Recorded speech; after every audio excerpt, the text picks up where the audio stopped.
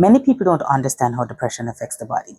Most people think that depression is a feeling of sadness, but what if it is more? What if it is something that changes your body, your thoughts, and your very biology? Clinical depression or major depressive disorder is a medical illness that lasts at least 2 weeks and interferes with our daily lives.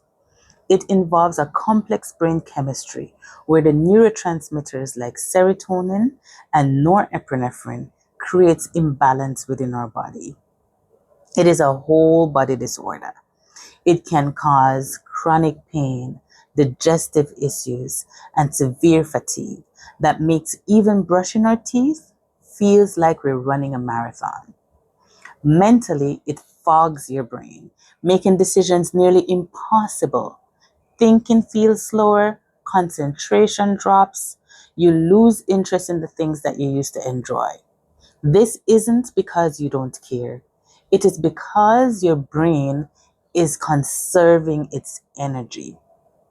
You might sleep too much, or sometimes you barely even sleep at all. Waking up can feel so exhausting, like you've never had any rest at all. Even small tasks sometimes feels like you're climbing a mountain. Your muscles feel stiff and achy and heavy. Movement slows down. Motivation disappears. Not because you're lazy, but because your system is depleted. Long-term stress raises your cortisol level and eventually your body says to you, I can't stay on high alert anymore. So instead of anxiety, fight, or flight, depression often feels like freeze or shut down. That is why depression feels numb and foggy or empty, not dramatic. Have you ever had somebody tell you, just think positive, just be grateful for what you have, or just change your mindset? Here's why advice like this doesn't usually work. You can't think your way out of a nervous system state. Your body is shutting down, logic doesn't land, motivation doesn't spark, positive thoughts don't stick. So the goal isn't to force happiness. The goal is to help your body feel safe enough to go back online. And that's where the tools comes in. To help with depression, we can engage in a few steps, such as one, regulating your nervous system.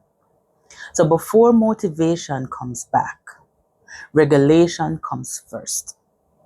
So first, we need to do gentle things like walking, different movements, stretches, engaging in yoga, engaging in slow breathing with longer exhales, taking warm bath or using a hot towel or heating pad. These can help your body to feel safe again. Two, try creating a routine, like going out in the mornings for sunlight, even if it's just for 5 to 10 minutes.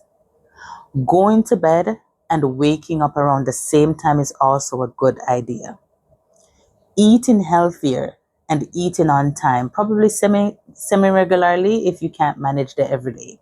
And remember, you don't need perfection, you need predictability.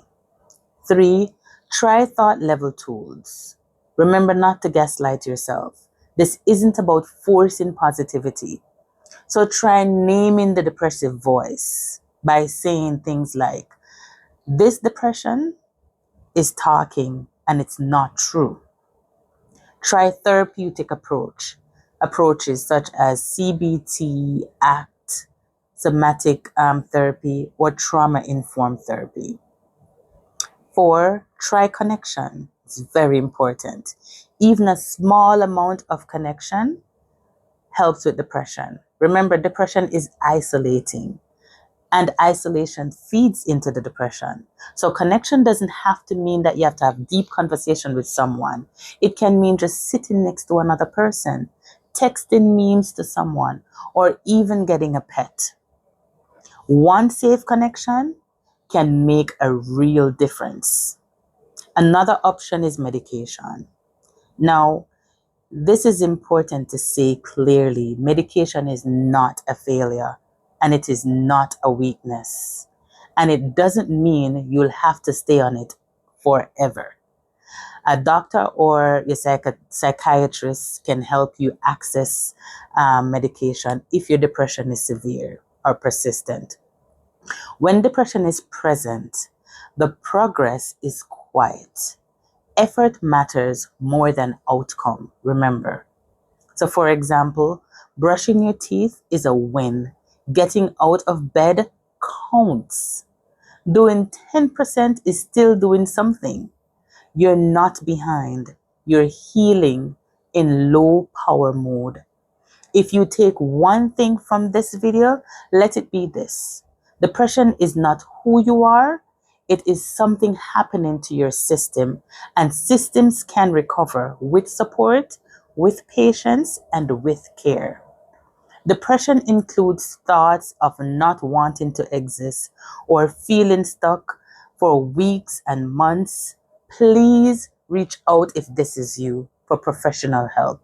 You deserve support. You don't have to be alone. Please reach out for help.